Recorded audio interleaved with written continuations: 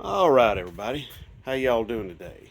Okay, as you can see, I've got a big old mess of drills and drill bits and all kinds of stuff there on the hood of my Barracuda because this week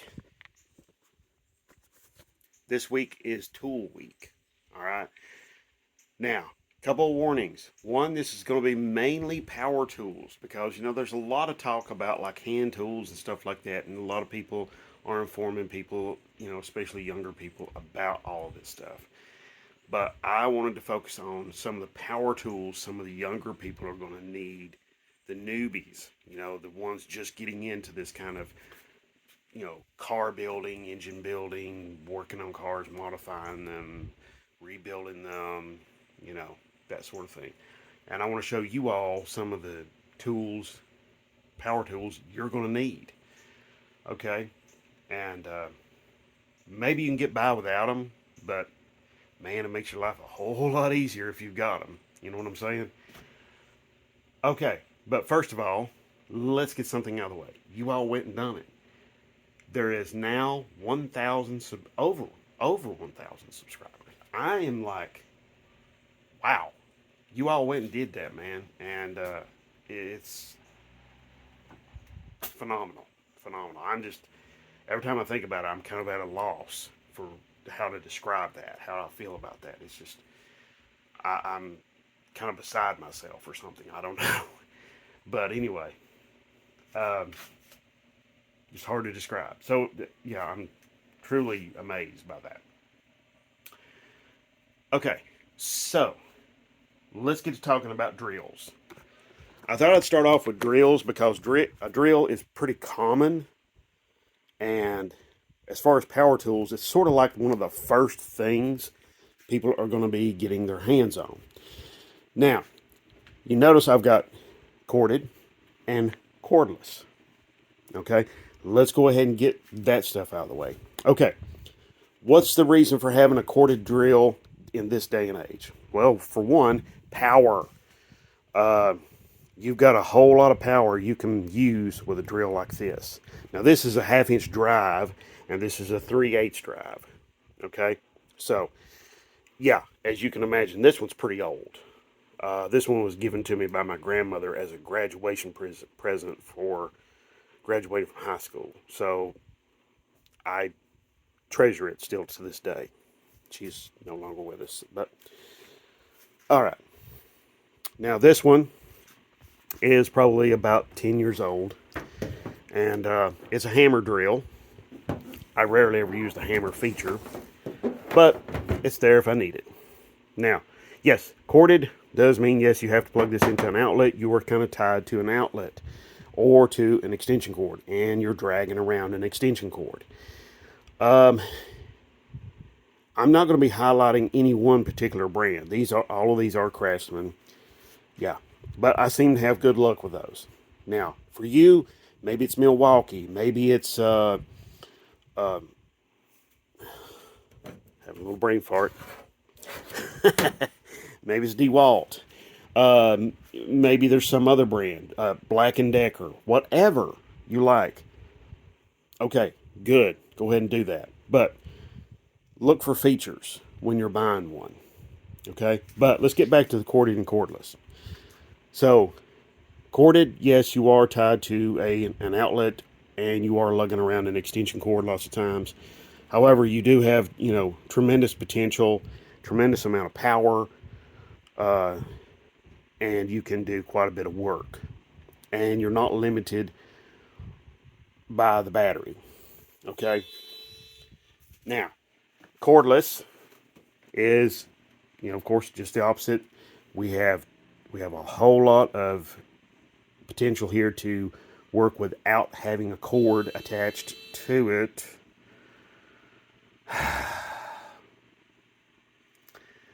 But I'm going to carry on anyway. My male person is blowing their horn at my neighbor. Anyway, yes, cordless is going to have a whole lot of potential because you can take this virtually anywhere and, plug your battery in and start working. So, anyway. All right. So, yes, you can take this virtually anywhere, start working with it, and they're great. You know, the only downside is, yes, you are limited by the amount of battery, and your power is somewhat limited too. They do have quite a bit of power, but they're not as much power as, say, something like this. Oh, dear God, Jesus. All right. I'll be right back.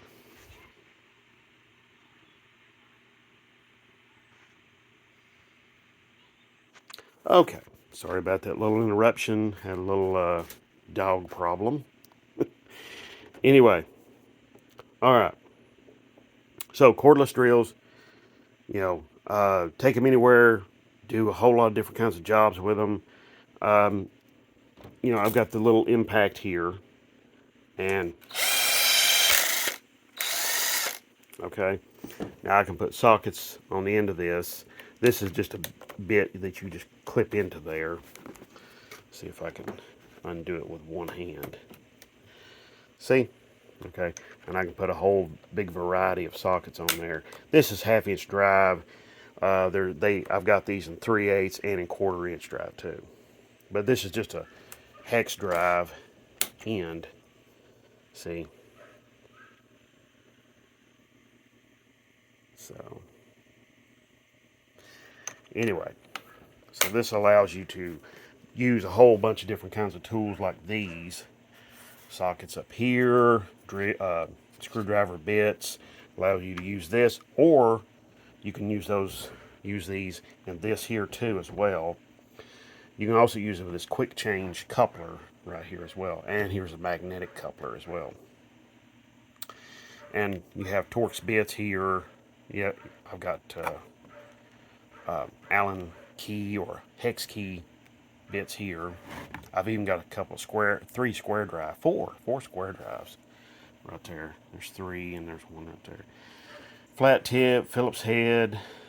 I mean, there's quite a bit here, and I mean, there's just an awful lot here, just in that one little case right there. So, the versatility of a drill is just huge. I mean, you can do more than just drilling with a drill. There's, of course, we got the step drill bits. Here's a little small one. I've got bigger ones right there. I've got, the drill index. This is kind of old school drill index here, but you can see some of them are missing because, well, they're broken or they're just worn out. Then, of course, you can do more, like you can drill holes in wood, with hole saws. You can even prep metal, removing rust, paint with this wheel like this.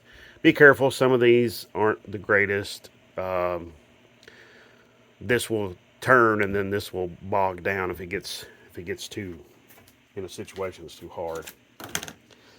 Of course, with a drill you can go through and you can prep metal. You use the little buffing pads, on the arbor here, and on the bottom of this is one of these right here. It's a flat wheel. It's just a smaller version of what's like on that grinder.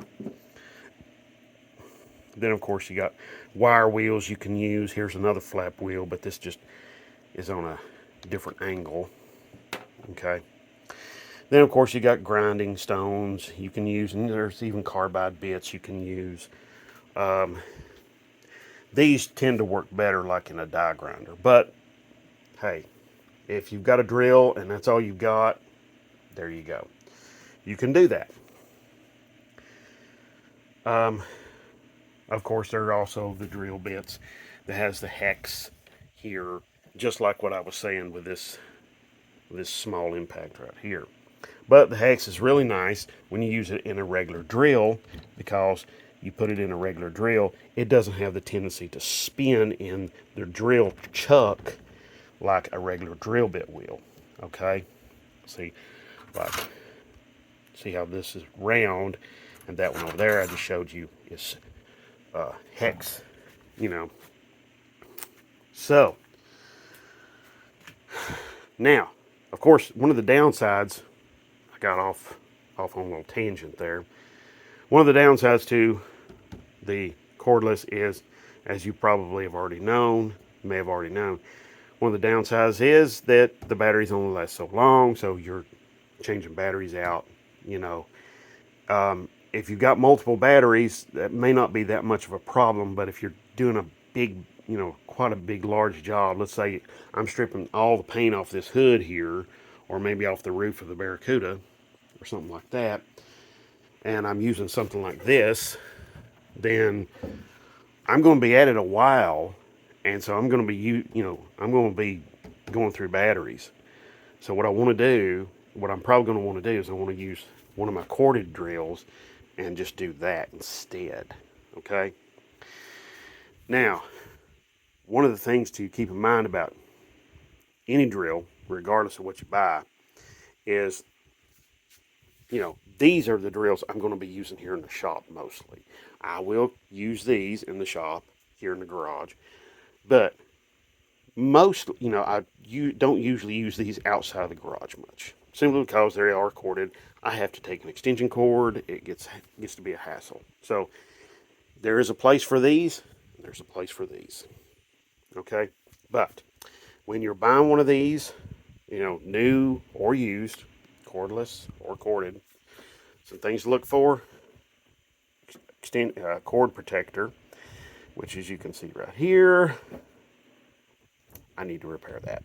Okay, but check out your cord. It should be about like 6 feet long or so. Also make sure that you have, it is a keyless chuck right there. Okay, you see, turn that, and those jaws in the chuck there, they clamp down on a drill bit or whatever is in there.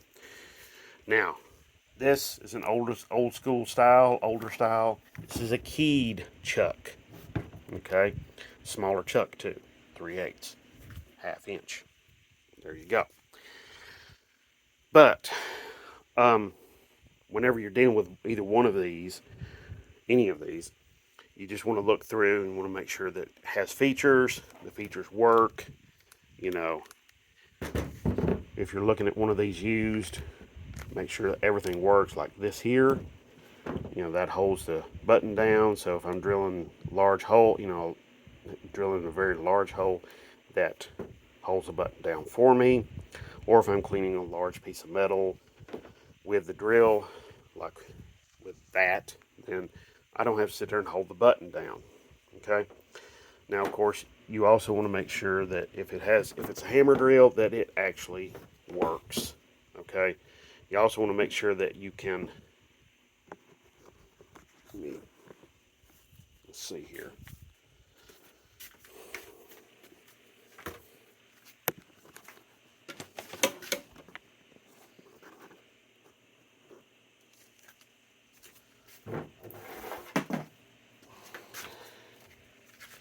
Now you also want to make sure that this button here, what it does is it just holds the chuck steady, okay, and doesn't allow the chuck to turn, okay. That way I can break it loose, okay, when something is chucked up in there, okay. See, like right here, we'll just put this little flap wheel in there. Now, I push the button in, okay, and then I can tighten that up. Now, when I want to loosen it up, you know, some people, you'll see them sitting here going back and forth to get it to break loose. All I got to do, push the button in, and there we go. Done deal. So, now what should one of these drills sound like? Well, I'll go ahead and give you a little. As you can see, the button worked.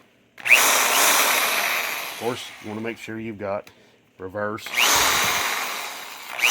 because they do make reverse twist drill bits. They're pretty nice.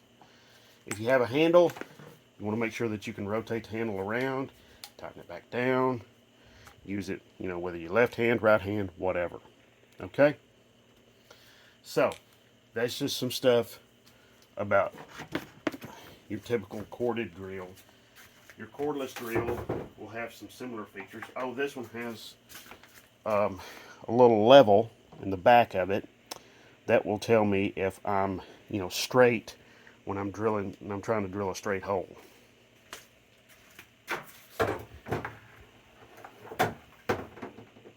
Which is kind of nice.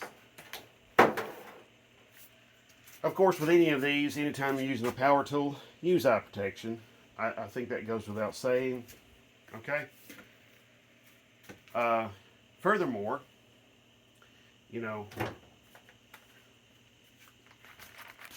make sure you can use everything about any kind of used cordless drill. Cordless tools, it seems like they tend to lead,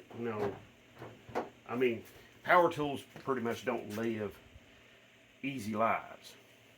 But it seems like cordless tools, since they've come along on the scene, that the corded tools tend to have it a little bit better than the cordless. Cordless tends to get beat up a little bit more. It tends to lead a harder life. So, as you can see though, there is an awful lot you can do with a drill besides drilling. Okay, it's pretty phenomenal, and I'm really amazed at all that you can do with a drill. So you can do a whole lot of work. You can drill a piece of metal, you can clean it up, you can, once it's cleaned up, then you can grind on it. There's just so much you can do with a drill. It's just phenomenal. Then you can even bolt that piece of metal down. So, do I have a half-inch drive socket in here? Let me show you what I'm talking about. Yeah, here we go. Here we go. All right. Doing this with my hand, but there you go.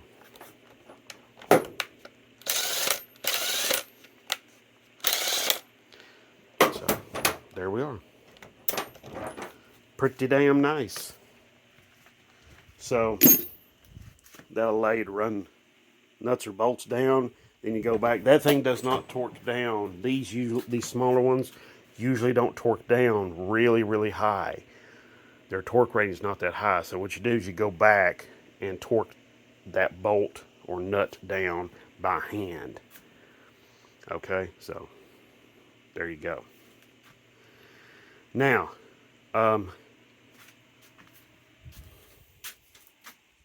but if you have any comments of your own, any ideas of your own, I'm sure there's probably some attachments I have not mentioned, or I haven't shown. This is just a sampling. There's probably some other stuff that you can do with a drill. I think there's even a water pump. I've seen water pumps that you can chuck up in a drill motor. That's what old timers used to call these, was drill motors. I noticed this is something that you don't see on a lot of newer drills. This allows you to run up or down the total speed, the speed once this is locked in. So once the button's locked down, so you lock this down, and that allows you to run the speed up or down on this older drill. I'll tell you what, I'll plug this up just to get you a kind of a noise check of what an old drill should sound like. Okay, an old drill that's had a lot of use.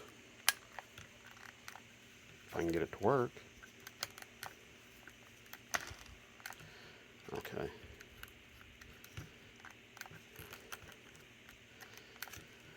Hold on a minute. Let's see. I'm having that button right there. Let's see.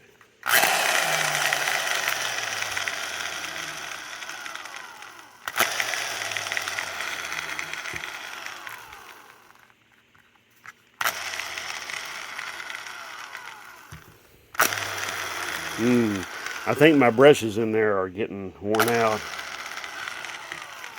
I'll have to go in there and see if I can do something about the brushes. Yeah. Okay, I'm not going to mess with this anymore. But you heard the motor itself. Now the popping back here is... Can I run this down some more? Yeah. All right. That gives you some sample as to what to expect from a drill. Now you notice also here they have the handle that you can rotate from side to side on these. Okay, now regardless of brand, you know, get yourself a really good drill, and you know what, a really good one, you'll keep it, take care of it, you'll keep it for a long time. It's a nice investment, and usually they're not terribly expensive. Now, a lot of what I'm talking about here with an electric drill or a cordless electric drill also applies to an air drill as well. Not everything does, but some of this stuff does. So anyway, all right, I hope you found this useful. I hope you were able to learn something, and thank you very much for watching. God bless, and have a great one.